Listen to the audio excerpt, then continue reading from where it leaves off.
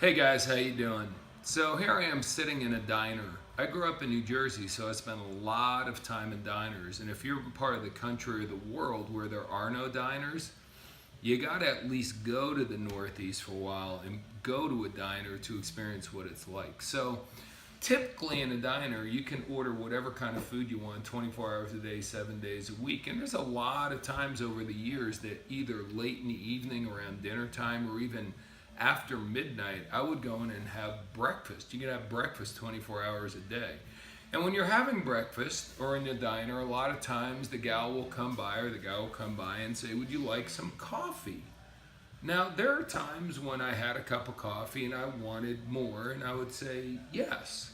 Could you imagine the waiter or waitress comes by and says, would you like some more coffee? And I go, nah, I'm good. And the waiter or waitress goes off in the corner and bursts into tears. Oh my God, I can't believe. Why doesn't he like me? Why doesn't he want to get coffee from me? Or, well, maybe no one's ever going to order coffee from me. Maybe this whole thing is a scam. Right? That's ridiculous. All that we're talking about here is, why does the average person struggle when they get involved in direct selling or network marketing? Because we're not used to dealing with rejection.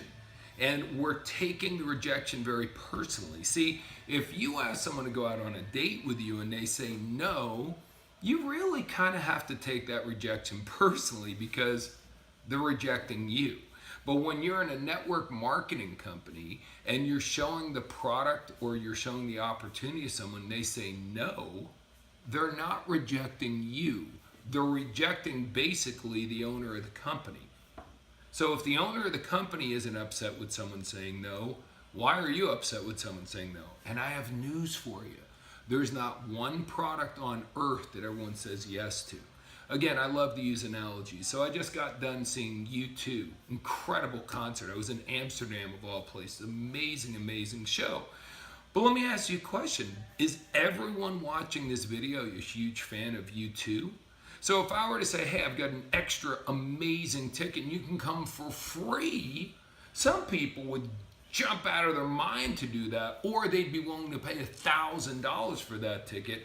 But for people who don't like U2, they'd be like, not interested. So if I have a great seat for my favorite band and you don't want to come, should I go, oh my God, maybe I shouldn't like U2 anymore. Bob doesn't like him. Or maybe I shouldn't have invited them. Or maybe I just don't know how to invite people to a concert right. Or maybe the whole music industry is a scam. Again, that would be ridiculous. See, U2 is rock and roll. That's kind of my kind of music. I love Springsteen. I love rock and roll.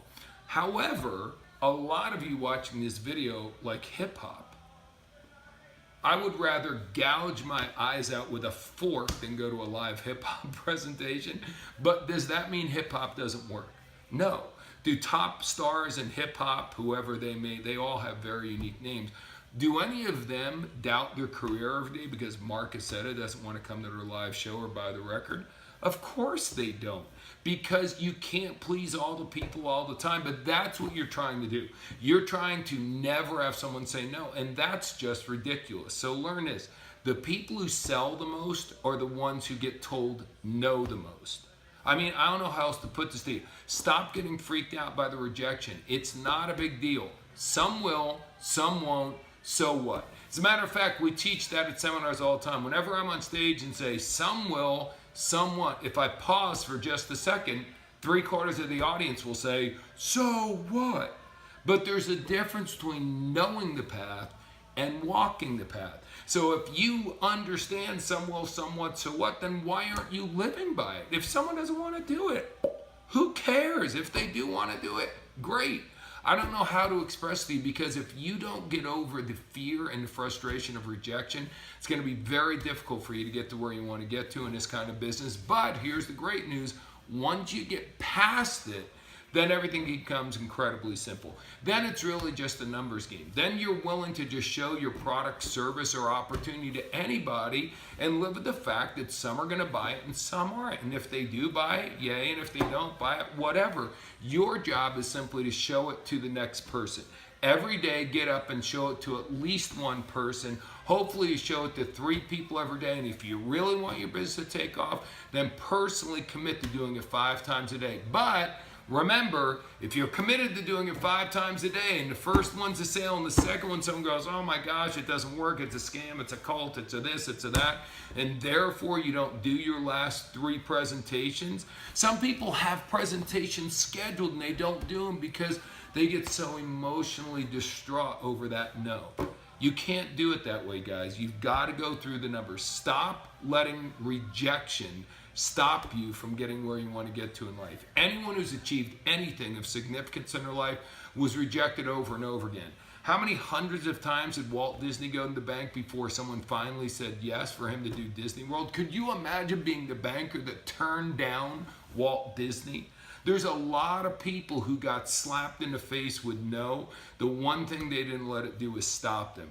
3 rules: pay attention, get excited, never quit, even if you have to deal with rejection. That's all I got. I'm going to go find that waiter and get another cup of coffee. Talk to you next time.